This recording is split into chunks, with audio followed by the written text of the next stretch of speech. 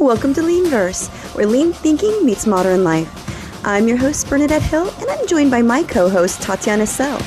We're two Lean Six Sigma black belts who spent our careers helping people and organizations simplify, improve, and thrive. Our goal at LeanVerse is to ignite the desire for transformation and provide the tools to turn intention into action. Hi, welcome to LeanVerse, the new podcast where we explore lean thinking in modern life. My name is Bernadette Hill, and I'm a Lean Six Sigma black belt and a continuous improvement professional. Hi everyone, I'm Tatiana Sell, co-host of the LeanVerse with Bernadette Hill. I'm a business operations and continuous improvement leader. And together we geek out about all things lean. Geek out on Lean Six Sigma methodology. Joined by my co-host Tatiana Sell. Let's dig in. Before we begin, a quick note. If this podcast helps you see systems more clearly, subscribing, rating, or sharing it genuinely helps others find these conversations. Lean thinking spreads through visibility. So if you found value here, that small action alone helps more people encounter ideas that might improve how they work and live. Now let's continue our Flow versus Friction series.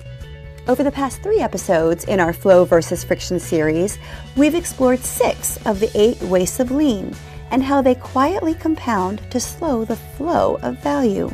Today we're closing the series with the final 2, motion and transportation. These wastes are often confused, but they're not the same. They both show up as movement, but not all movement creates value. Sometimes the way work, tools, or information flow through a system is exactly where friction is hiding. Welcome back to LeanVerse. Hey, Tatiana. Hello, Bernadette. Welcome. In this episode, we're closing out the series by covering the final 2 of the 8 wastes of lean. So far, we talked about defects, overprocessing, overproduction, inventory, waiting, and non-utilized talent. Today, we're finishing the series off with motion and transportation wastes. So I like to talk about those 2 in the same breath because they are often confused, but they are not the same thing at all. Putting them side by side with a good story will help make the difference visible. And I'll add more context as we go, but I'm very excited about talking transportation and motion. Should we just get into it? Let's get into it. Okay, so here is the story. So I worked for this company that had a fantastic gym in the building. At the time, I was in peak marathon training and my days were just packed. But then I had this idea, you know what? No excuses. I'm going to use my lunch break to go to the gym and run the treadmill. With that said, I ended up packing my little gym bag and then I went to the office. About an hour before lunch, I was checking my bag and then, oh my goodness, I just realized that I had forgotten my running shoes. That's a runner's absolutely nightmare because there's no way to recover from it, Bernadette. You just can't run a serious workout in work shoes. I panicked a little bit, but then I thought, you know what? I'm very focused on sticking to this training plan. I was in peak, as I mentioned. The idea of skipping the run felt like everything would fall apart. I know, very dramatic. But then I did something. What did I do? I just called my husband, say, hubby, please, can you bring my stuff? He graciously drove to my office, drop off my shoes. I was super relieved, say, there it is, low stress, let's go do it. Actually, it was a little bit of a lie. I was a little bit stressed because I knew that I committed a sin, the sin of intentional waste of transportation. You introduced the sin of transportation waste. Well, it sounds though that your hubby was pretty okay with it. But did you feel like it was an overreaction, or were you feeling like it was completely justified given the pressure you were under in your marathon training schedule? Well, you said the word. For me, it was completely just fine. That was the thing. When you are under pressure, that's the word, waste often feels kind of unreasonable, okay? So, shoes in hand, back to the story, I finally made to the gym. Do you think that everything was just fine at the time? No, there is another hurdle that happened. So, the poor front desk guy, he was new and it was noticeable that he was not set up for success. Listen to this. He told me at first that I needed to fill out this new gym waiver type of thing before using the treadmill. I was kind of, "Ugh, I just want to run." But fine, 5 minutes. I thought, read sign done, that was it. I wish that was not what happened. It was an electronic form, which I appreciate the efficiency. However, he didn't know where the tablet was. And then he went to this other room to get the tablet. Then he realized that a regular pen wouldn't make it, right? I needed this stylus pen. I think that's how it's called.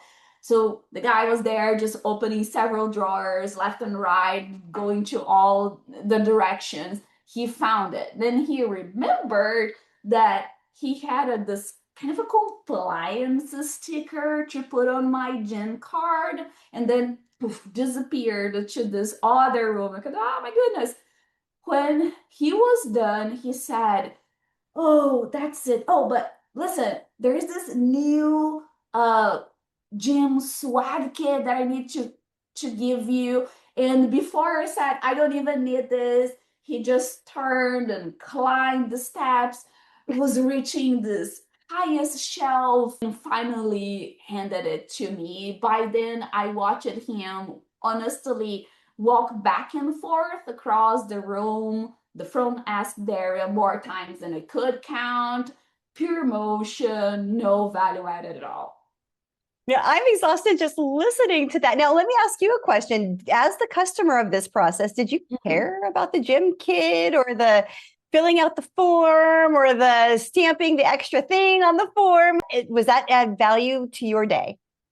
Well, that was not to my day. It was Yeah. not. So, Mhm. arguably, again, right, what we've been talking about all the time, wasting, compounding on wasting, and also understanding really what it's a value for the customer, right? But hey, Mhm. here's one thing. Because of all that ordeal in the front desk, I ended up running the fastest I could so I could complete my mileage. I had that 1 hour during my lunch break and I clocked the personal best. So it was a happy ending despite of everything. Oh, excellent. Oh, so have you beat that time since then, or is that still your personal best? For the distance that I ran, it's still my personal best. So Wow. Wow. So you learned something there. That's interesting, but still waste. So let's mhm. define the two wastes that we're focused on today, starting with transportation. Transportation is the unnecessary movement of physical items or information through multiple places, systems, or channels between process steps without contributing to transformation or adding value. Looking back at your story, I can see where that showed up when the running shoes had to be driven across town, right? Nothing about that movement added any value to your run. It was actually compensating for something that should have been handled earlier by you, Tatiana. I know I'm gonna take full responsibility for that one, but not much. Okay, okay, okay. Let's change and define motion. Okay, so not a focus on me. Motion. Okay, motion is a necessary movement of people, physical items within a workspace or task without contributing to transformation or adding value. It includes reaching, walking, searching. In the story that I shared, motion showed up at the front desk. The employee, the poor guy, walking back and forth, searching for the tablet, for the pen, the sticker, the swag kit, the whole thing. A lot of movement, no real progress. Let me ask you this. Okay, Bernadette, now that we are just kind of putting the focus on each other, what did you notice that was different between transportation and motion in my story? Transportation is was in your story, the unnecessary movement of the shoes across locations, as we discussed. Motion was the unnecessary movement of the person within the front desk area, which is the same frustration, but a different source. I would have loved to do a spaghetti map on that, that guy that was there, that new guy that was there. Yes, yes, exactly. And that's why I love talking about those two types of waste at the same breath. Here's something that made the difference between the two of them just click for me years ago. This sensei told me one thing I really want to share with our listeners. Transportation happens outside the workstation. Motion happens inside the workstation. That's why layout matters so much. Tools, informations, materials, they should be within reach. He used to call it a surgeon's concept, right? A surgeon doesn't get up mid procedure to search for tools. Everything is positioned where it's needed, when it's needed. When we design work that way, the motion drops naturally. And when we design flow across the steps, transportation drops too. Gosh, I just love that idea of designing the workstations right, and just designing those and sequencing the work so that you reduce and eliminate the motion and the transportation waste. And now that we've defined transportation and motion, let's talk about why they matter. Because these two wastes don't just make work feel inefficient; they quietly stretch time, cost, and risk across the entire process. Nailed it. So, transportation, why it matters. Every unnecessary move between process steps adds delay. Transportation increases lead time simply because work is traveling instead of transforming. It also drives higher costs from fuel and labor to wear and tear on equipment. And the more times something is handled and moved, there is also a greater risk of damage or even defects. Exactly, right? Now, if we layer motion on top of that, motion shows up inside work itself. Excess reaching, walking, searching slows task completion and increases our fatigue. Over time, that's going to raise the risk of ergonomic injuries. And when work is constantly in motion, it becomes harder to see patterns, standardize our tasks, or improve the process in any meaningful way. Well, Bernadette, how to apply, how can we use all this information? Well, Tatiana, as with the other episodes that we recorded, we're not going to focus on the tools in detail. There's lots of ways to analyze transportation in motion. Instead, we want to share a few practical ways to start reducing or eliminating them, just to spark some ideas. Okay. So then let's start with transportation. So reducing transportation really begins by designing how work, materials, and information flows between the steps. Fewer handoffs means fewer moves. Pull systems and layout changes, they really help work to move only when it's needed. Digitalizing and centralizing information also reduces unnecessary movement across systems, emails, locations, everything else. I just like that. I love that you just said digitizing, because we're going to talk about motion next. And reducing motion, as we talked about before, it starts inside the workplace. So tools, files, and information should be easy to find. Things that you use constantly, daily, should be right at your fingertips, right around where you work, right?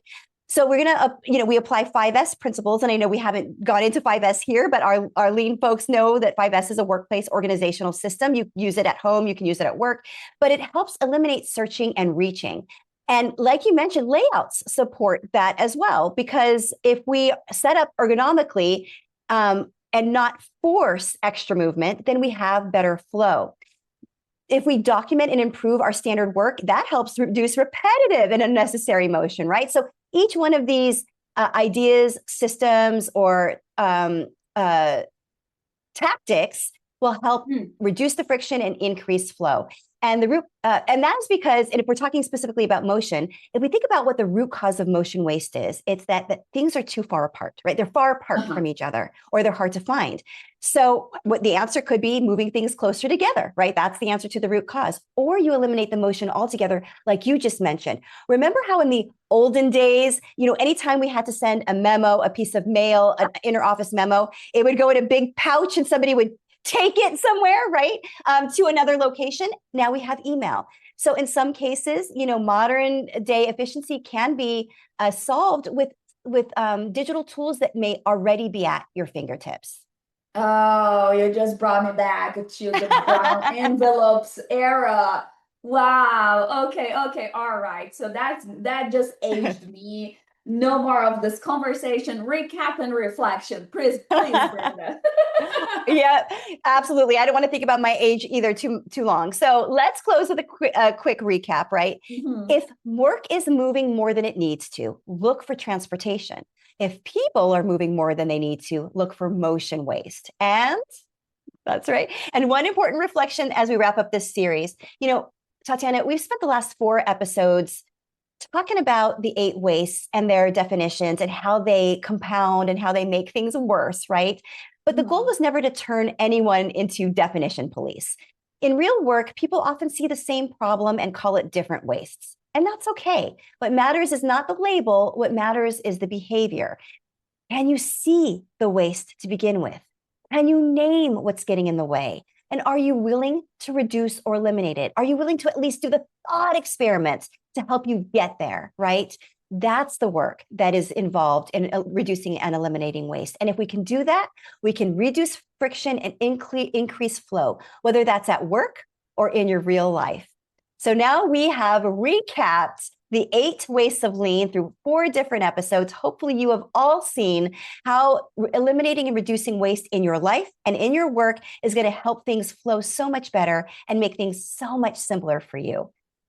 Until next time, that's been LeanVerse. Tatiana, see you next time. See you. All right. As we close out the flow versus friction series, here's the full picture.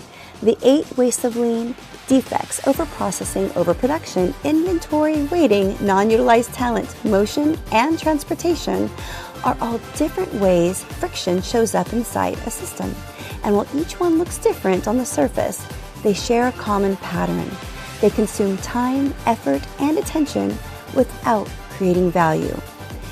If this series helped you see your work, your systems, or even your daily life a little more clearly, we'll link the full flow versus friction series in the description so you can explore all 4 episodes together. And if this way of thinking resonates with you, the Lean Mastery Makerspace is now live inside the Savage Simplicity ecosystem.